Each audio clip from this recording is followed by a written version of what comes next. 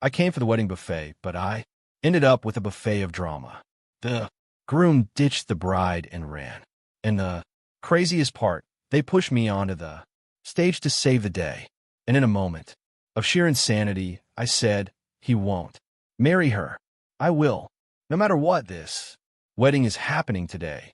It wasn't until I had gone through the whole ceremony and was back in a hotel suite with a bride that I realized I hadn't just saved the day. I had spectacularly ruined my own life. The bride's voice, husky and warm, was colored by the champagne she had, a tipsy language. Draw. So she said, "What are you waiting for? One drink too many." And I threw my life away. "Ethan, quick, I need your help." I was head down, fully committed to a plate of food.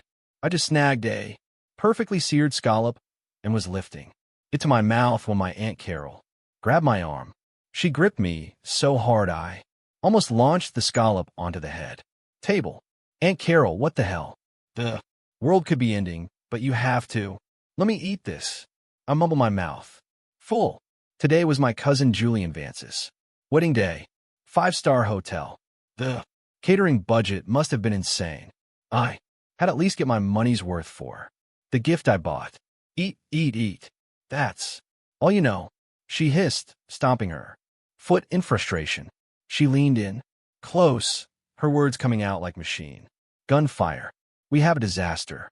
Your cousin, the groom, he's gone." I sprayed a mouthful of lobster bisque, catching most of it in my hand just in time. "Gone? What do you mean?" "Had to use the restroom." I was baffled. The buzz from my third glass of wine starting to wear off. He ran away. A runaway groom. His phone's off. He's not answering texts. The officiant is up there stalling for his life. And the bride's family looks like they're about to commit murder. Aunt Carol's voice was on the verge of tears. "What are we going to do?" "The bride's grandfather. He has a bad heart." He was clutching his chest just now, pale as a ghost. "If he has a heart attack, how is our family ever going to face them?" I followed her frantic gaze to the head table. The bride was in a stunning white gown, her face hidden by a veil. I couldn't see her expression, but I could see her fists clenched so tight the veins were popping on the back of her hands. Beside her sat an elderly, silver-haired gentleman, gasping for breath while someone rubbed his back. The room was a chaotic mess. Guests were whispering their speculations and gossip buzzing like a swarm of flies. That bastard, I swore in my breath. Whatever his reasons, ditching your bride and both families at the altar was a scumbag move of epic proportions.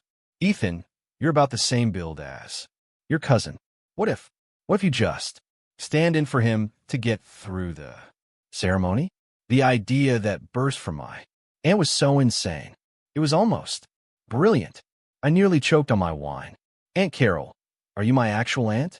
"What are you talking about? This is a wedding, not a high school play. You can't just have a stand-in." "Then what do we do? We can't just let the whole wedding fall apart. Think of that poor girl, her grandfather's health." Aunt Carol's eyes filled with tears. I looked at the officiant on stage trying desperately to keep things together. I saw the prying eyes of the guests, hungry for a scandal. I saw the lonely silhouette of the bride standing there, abandoned, and her frail grandfather who looked like he could collapse at any second. A surge of alcohol-fueled adrenaline shot straight to my head. I don't know what possessed me, what wire got crossed in my brain, or maybe it was just my ridiculous latent hero complex kicking in. I pushed my chair back, shouldered my way through the crowd, and strode onto the stage. I snatched the microphone from the officiant's stun hand. Ahem. I cleared my throat, and every eye in the ballroom snapped to me. Friends, family. I could feel my heart pounding like a drum solo, but the words were already tumbling out. "So we've had a minor hiccup today, but what I want to say is love shouldn't be defeated by a hiccup. A promise shouldn't be broken by cowardice." The room went silent. I took a deep breath, turned to the veiled bride, and using every ounce of lung capacity I had, I bellowed, "He won't marry you. I will, no matter what this wedding is happening today." The world seemed to stop for 3 seconds. Then an explosion of thunderous applause and cheers erupted down below. Maya was crying, giving me a thumbs up. The bride's family stared, their expressions shifting from shock to gratitude. The old man stopped gasping and just looked at me bewildered. Only the bride remained perfectly still. The officiant was the first to recover, grabbing my arm. "Attaboy, son. That's a real man. All right, groom, take your place." And just like that, wearing a horribly ill-fitting blazer and slacks, I was swept up in a tide of celebration and congratulations, sleepwalking my way through a wedding ceremony, exchanging rings, the champagne toast, the kiss. Oh, for the kiss, it was through the veil. I didn't feel a thing. The entire time I felt like I was floating, my mind a complete blank. All I remember is that the bride's hand was ice cold and trembling in mine. The wedding ended. The guests left. I was treated like a hero, thanked profusely by every member of the bride's family. The grandfather especially held my hand, tears streaming down his face, repeating, good boy, our family owes you more than we can say." They plied me with drinks until I was dizzy, and then I was escorted to the bridal suite. The door clicked shut, sealing off the noise from outside. The room was enormous, decorated in lavish, festive red and gold with rose petals scattered across the massive bed. And there, sitting at the vanity with her back to me, was the woman who is now technically my wife. I shook my head, the alcohol haze starting to clear. A delayed wave of embarrassment and panic washed over me. What had I done? I had just married a woman whose face I'd never even seen in front of over 200 witnesses. This wasn't saving the day. This was throwing my entire life into a dumpster fire. I clear my throat, trying to break the dead silence. "So, about today, it was an accident. Don't worry about it. Once the dust settles tomorrow, we can just go take care of this, you know." Before I could finish, she stood up and slowly turned around. Then she raised her hands and lifted the veil. A face I would never forget for the rest of my life appeared before me. Delicate eyebrows, almond-shaped eyes, a perfectly straight nose, and sharply defined lips. She was beautiful, undeniably so, but the coldness in her eyes was like a glacier that had never thawed. My brain short-circuited as if struck by a sledgehammer. The alcohol vanished. It was all gone. This wasn't just anyone. This was Claire Kensington, my nemesis, the woman I had spent 4 years of college fighting with, who I couldn't stand the sight of, the person I had sworn to never see again after graduation, the ultimate overachiever, who competed with me for the top grade in every class, who beat me in the student government election, who would even cut in front of me in the cafeteria line, the queen of the curve busters. I thought I would never have to see her again, and now the next time we meet, she's my bride. Are you kidding me, universe? My mouth hung open. I couldn't form a single word, just pointed at her. You. Claire, however, was perfectly composed. She tossed the veil onto the vanity, crossed her arms, and a smirk, the same infuriating, sarcastic smirk I knew so well, played on her lips. What's the matter, Ethan? You were quite the hero at the wedding. Lost your tongue now. I felt a rush of blood from my toes to my scalp. Claire Kensington, what are you doing here? And who did you think it would be? She looked me up and down, her eyes filled with scrutiny and a clear dash of disgust. I should be asking you, what the hell was that? Did you come here to laugh at me? Laugh at you? I let out a bitter laugh. If I had known the bride was you, I would have drunk myself into a coma at the table before I said a single word. I felt sorry for your grandfather, you idiot. How noble of you, Claire sneered. And now you're the hero of the day, the center of attention. I bet that fed your pathetic little ego, didn't it? My fist clenched. I was done for. Completely and utterly done for. I would rather have married a total stranger than her. This wasn't just a dumpster fire. This was a VIP. Express elevator straight to the lowest circle of hell. I collapsed onto the sofa, my entire world turning gray. The room felt silent again, the air thick, with the scent of roses, and her faint perfume felt suffocating.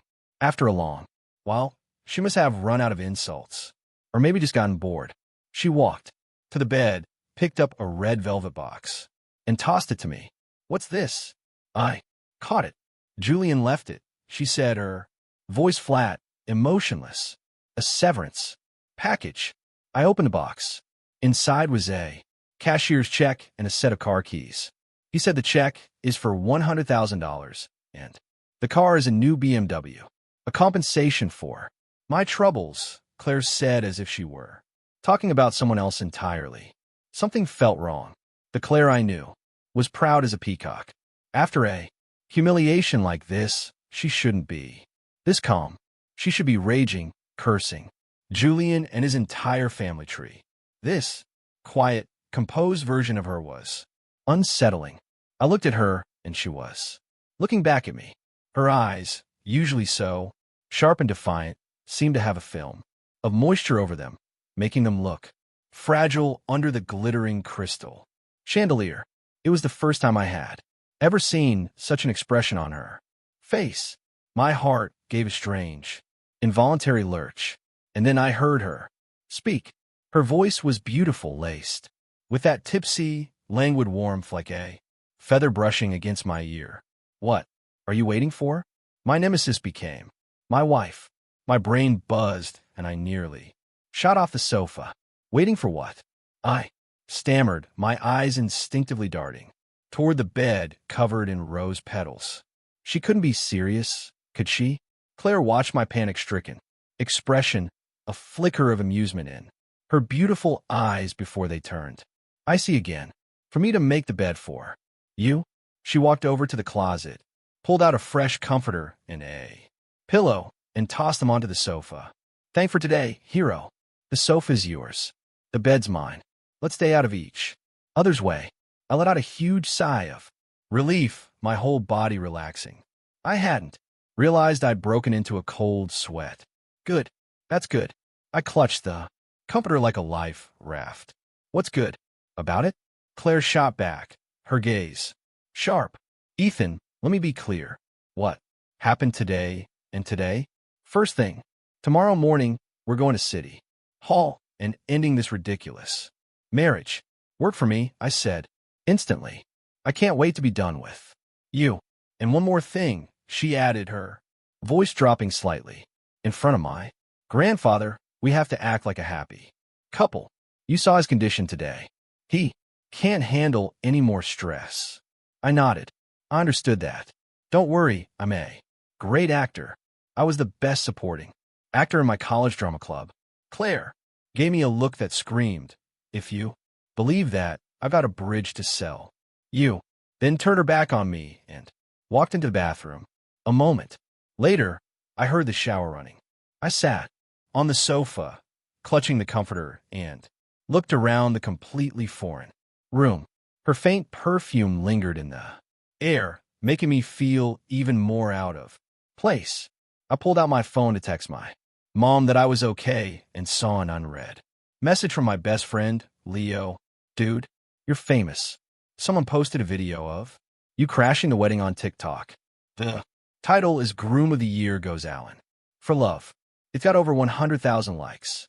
Below is a link." My hand trembled as I tapped on it. The video was surprisingly clear. It was me grabbing the mic, yelling, "I will." My face was flushed. My eyes looked resolute. And with the dramatic background, music, and comments, like, "Find a man like Ethan Carter." I was so embarrassed my toes were trying to dig a 3-bedroom apartment out of the hotel carpet. I was finished.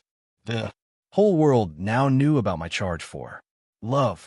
If someone spotted us at City Hall, Tomorrow filing for divorce. The headline would be, Hero Groom, heartlessly dumped. Fairy tale lasts. Only one day. I rubbed my temples, a headache blooming. The bathroom door opened and Claire emerged, wrapped in a bathrobe. Her damp hair dripped onto her shoulders, and her fair skin glowed under the lights. She didn't look at me as she went to the vanity and started blow drying her hair. The drone of the dryer filled the silence. I watched her back, a mix of emotions churning inside me. Hey, I couldn't help but say, Julian, your ex-fiancé, are you really just going to let it go? The hairdryer stopped. Claire met my eyes in the mirror, her gaze deep. What else am I supposed to do? Cry, scream, and throw a tantrum? Announce to the world, I got dumped by a loser. Her voice was soft, but laced with a cold self-mockery. Ethan, I'm not someone who can't handle losing. Love isn't like an exam. You can't just study hard and guarantee a good grade. I was a loss for words. This wasn't the Claire I knew. The Claire I knew was a fighter, always fired up. Someone who never admitted defeat. Why'd he run? I asked again. Claire was quiet for a moment before saying flatly, he said he found a better future. In that sentence, I heard a trace of weariness and pain. So, even a golden girl like Claire could get hurt. The small, petty part of me that had been enjoying her misfortune evaporated, replaced by an unfamiliar sense of irritation. What a load of crap. He's not finding a better future. He's just a coward, I muttered. Claire didn't respond. She just silently finished drying her hair, then climbed into that enormous bed, wrapped herself tightly in the covers, and turned her back to me. Lights out, she commanded. I did as she said, and the room plunged into darkness. I lay on a narrow sofa, smelling the sun-dried scent of the comforter, but sleep wouldn't come. In the bed next to me was my nemesis, and legally, she was now my wife. What a mess. The next morning, I was jolted, awake by a series of sharp knocks on the door. I blurrily opened my eyes. The sun was just starting to rise. Who is it? Ethan. Claire, are you awake? Your father, and I brought breakfast. It was a gentle, middle-aged man's voice. Outside, Claire's dad. A jolt of adrenaline shot through me. Oh crap. The father-in-law was here for a surprise inspection. I scrambled off the sofa and frantically tried to fold the comforter. In the bed, Claire sat up, her hair a bit messy. She looked sleepy, which softened her usual sharp edges, making her look almost cute. I shook my head, banishing the dangerous thought. Quick, we have to make this look convincing. I whispered urgently to her. Claire was clearly aware of the gravity of the situation. She shot out of bed, stuffed my sofa bedding into the closet, and then messed up the rose petals on the bed to create the illusion of a passionate night. I watched dumbfounded. The woman was a genius. What are you staring at? Go. Open the door, she hissed before diving back under the covers, leaving only her head visible. I rushed to the door. Outside, Claire's parents stood with bags of breakfast, smiling warmly at me. Ethan, you're up. We didn't disturb you, did we? Claire's dad said cheerfully. No, not at all. Dad, Mom, please come in. I stepped aside to let them in. The words Dad and Mom feeling alien and wrong in my mouth. Where's Claire? Still sleeping. Her mom peeked into the room. She was really tired. Last night. Still sleeping, I explained vaguely. Oh, well, she would be tired, wouldn't she? Her mom gave me a knowing look, her smile full of meaning. My face flushed with heat. This was so awkward. How's Grandpa? Claire spoke up from the bed at the perfect moment, her voice raspy with sleep. He's fine, don't worry. Took his blood pressure medicine and slept like a log. He was asking about you this morning, her dad said, setting the breakfast on the table. Come on, get up and eat. We brought all your favorites. Claire Eyre slowly climbed out of bed, and she was wearing mine. My t-shirt, the oversized shirt hung on her, reaching her mid-thighs, and making her look incredibly small. I froze when had I given her my t-shirt. Claire caught my confused stare and mouthed silently to me. Forgot pajamas, right? The four of us sat around the table, the atmosphere strangely harmonious. Claire's parents kept piling food on my plate, asking me questions, treating me better than my own parents. So, Ethan, what do you do for work? Claire's dad asked, sir. Dad, I'm a game designer at a tech company. I answered honestly. Gaming, that's great. A growing industry, he nodded. Where's your family from? What do your parents do? I felt like I was being interrogated for a background check, but I gritted my teeth and answered every question. Clara kept her head down, sipping her oatmeal, acting like she wasn't involved. Just then my phone rang. It was Leo. I gave her parents an apologetic smile and stepped out onto the balcony to take the call. What's up, early, Ethan? Big problem. Leo's voice was more frantic than mine. That scumbag, Julian. He posted on Facebook. Posted what? My stomach tightened. He's saying he ran from the wedding to pursue a greater dream. He said his relationship with Claire was already over, and that it was just an engagement for family business. And he wished you and Claire happiness and called you the rebound guy who picked up his leftovers. Son of I couldn't stop the curse from slipping out. That bastard not only ran, but he was trying to sling mud on Claire, too. It gets worse. Leo continued. His girlfriend, the rich girl he ran off with, she liked his post and commented, I support all your decisions, my hero. I was so angry I nearly crushed my phone. This was beyond insulting. I hung up and went back inside, my face dark enough to curdle milk. Claire's parents had left, leaving just the two of us. She had seen the post, too. She was holding her phone, her body trembling with rage, her eyes red-rimmed. It was the anger and hurt of someone who had been betrayed and slandered. In all the years I'd known her, I'd never seen her like this. That bastard. She threw her phone onto the bed. I walked over and picked it up. Below the post, there were already comments from mutual friends. Most were comforting, but some were full of malicious speculation and snide remarks. I knew it. These arranged business marriages are never real. Damn, Julian played this perfectly. Got the girl and the career boost. Feel bad for Claire, but that rebound guy who stepped in is pretty brave. LOL. The words rebound guy were like a slap in the face. I handed the phone back to her. Seeing her red-rimmed eyes, the fire in my gut roared to life. Stop looking at that, I said. Ethan, am I a joke? She asked, looking up. Her voice choked with emotion. Everyone thinks I'm a fool, a complete and utter joke. You're not. I cut her off, my voice firm. He's the one who's a joke. I pulled the door open and walked out. Where are you going? She called after me. To get our dignity back. My nemesis is kinda cute. I didn't tell Claire where I was going. I just hailed an Uber and gave the driver the address Leo had sent me. It was a trendy new coffee shop. Julian and his new love were on a date there, and he had even posted the location as if to make sure everyone knew how happy they were. I spotted them the moment I arrived. Julian, dressed in designer clothes, was sitting by the window, looking smug. Across from him was a woman decked out in flashy jewelry. They were huddled together, looking at a phone and laughing. I took a breath and walked inside. I didn't storm over. Instead, I sat at the table next to them and ordered the cheapest Americano on the menu. Honey, look at this comment. It's hilarious.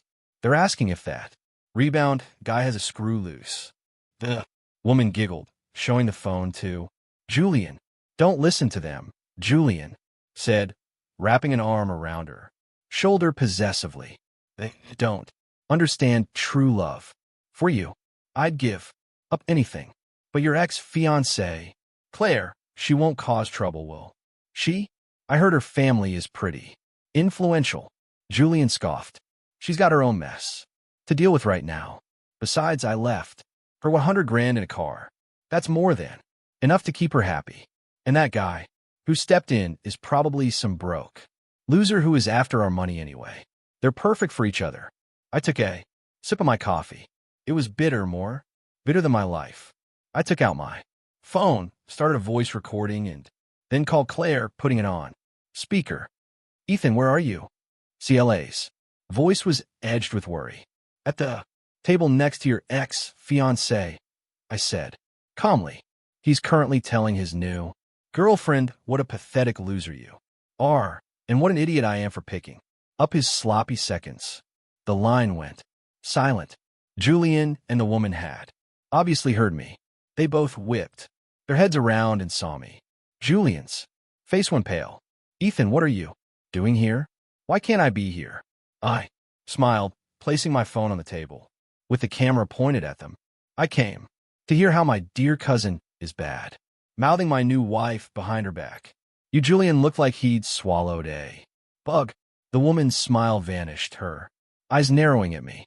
Julian, I said slowly, I always knew you were a coward, but I didn't realize you were this much of a scumbag. Running from your own wedding is one thing, but turning around and slinging mud at a woman to save your own ass. Are you even a man? My business with Claire is none of your concern. Julian shot back, jumping to his feet. Oh well, now I'm her legal husband. So, tell me, do I have a right to be concerned? I leaned back in my chair, crossing my legs, looking completely relaxed. He was speechless. Darling, don't waste your breath on him, the woman beside him said, pulling on his sleeve. She then gave me a defiant look. Sir, love isn't a competition. Julian chose me because I understand him better and I can help his career. Unlike some people who are just dead weight. Oh, really? I raised an eyebrow. You mean the part where your dad is a major client of his company and you promised to get him a promotion to project manager if he was with you? The woman's face drained of color. Julian froze. How? Did you know that? He blurted out. Secrets have a way of getting out, I said, holding up my phone. What do you think would happen if I sent this recording along with a few candid photos of you and your true love here to your future father-in-law? Do you think he'd still give that project to his wonderful future son-in-law who ditches fiancés for a promotion? Julian's face was ashen, his lips trembling. He couldn't say a word. Ethan, don't you dare. The woman shrieked. Don't I dare? I laughed coldly. Compared to what you two did, this is nothing. I'm just helping my wife get a little bit of justice. I stood up and walked over to their table, looking down at Julian. You have two choices. One, you delete that Facebook post immediately and write a new one, publicly apologizing, Claire. Two, I send this recording to every single person who was at the wedding yesterday, and a special copy to your new girlfriend's father. Your call. Julian glared at me, his eyes filled with hatred and fear. He knew I would do it. He caved. With a shaking hand, he deleted the post. Then, under my supervision, he typed out a new apology. It was groveling and sincere, painting himself as a monster blinded by ambition, who had caused Claire immense pain and was deeply sorry. Satisfied, I watched him hit post. Now get out of here, I told them. The two of them scrambled away like they'd been granted a pardon. I went back to my table, picked up the now cold coffee, and down in one gulp. Only then did I remember the phone. Call was still active. Hello, Claire. You still there? From the other end came a very faint, congested She was crying. Well, I got back to the hotel. Claire had already packed.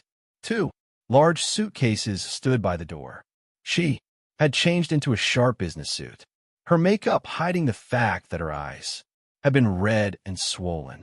She was back to being the untouchable queen. I saw the apology, she said, looking at me, her voice even. Thank you. Don't mention it. We're a team, right? I grinned, tried to lighten the mood. She ignored my joke and handed me a key card. This is for my apartment. It's downtown, not far from your office. We still need to keep up appearances for my grandfather, so you'll have to move in with me. Move in together? I blinked. Just living. Under the same roof, she clarified. It's a duplex. You take the downstairs, I'll take the upstairs. We stay out of each other's way. I thought about it. The lease on my crappy little apartment was almost up anyway. Moving into a luxury downtown apartment.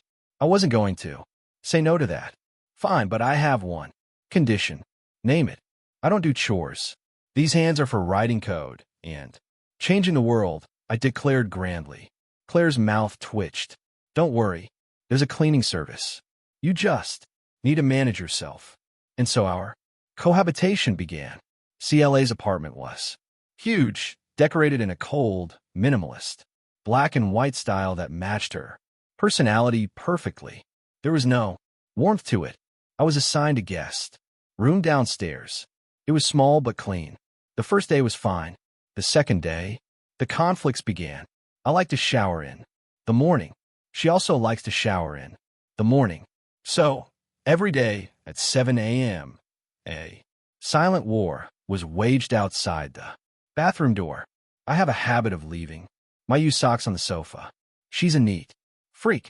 Every time she saw them, she would pick them up with 2 fingers as if they were toxic waste, dump them in the laundry, and then wipe down the spot where I had been sitting with a disinfectant wipe 3 times. I love playing video games in the living room, shouting into my headset with Leo and the guys. She likes to watch financial news in the living room. My noise always made her frown, and she would silently put on noise-canceling headphones. We were like 2 different species from 2 different planets forced into the same cage. One night, I was gaming until late and got hungry. I opened the fridge. It was empty except for a few bottles of water and a carton of milk that was about to expire. The woman really did survive on air. I sighed, resigned to my fate, and ordered a bucket of crawfish on DoorDash. 30 minutes later, the food arrived. I was wearing disposable gloves, my mouth covered in spicy oil. When Claire came downstairs in a silk robe, the smell must have drawn her out. She stood on the stairs looking at the bright red pile of crawfish on my coffee table, and I saw her swallow. Want some? I asked, mostly out of politeness. She hesitated, then to my surprise, nodded. I handed her a pair of gloves. She sat across from me and clumsily tried to peel one, mimicking my movements. It was clearly her first time. She struggled for a while, getting shell all over the table, but very little meat. Her slender fingers now stained with red oil. I couldn't watch anymore. I sighed, put down my own crawfish, and quickly peeled a few plump ones, placing the meat in a bowl for her. Here, eat up. She froze for a second, staring at the perfectly peeled crawfish in her bowl. Without a word, she picked one up with her chopsticks and ate it. Is it good? I asked. She chewed for a moment, then nodded. For that 1 second, the expression on her face wasn't cold or sarcastic. It was a pure, simple happiness that came from good food, a small moment of joy. And I realized this nemesis of mine. Maybe she wasn't so bad after all. In fact, she was kind of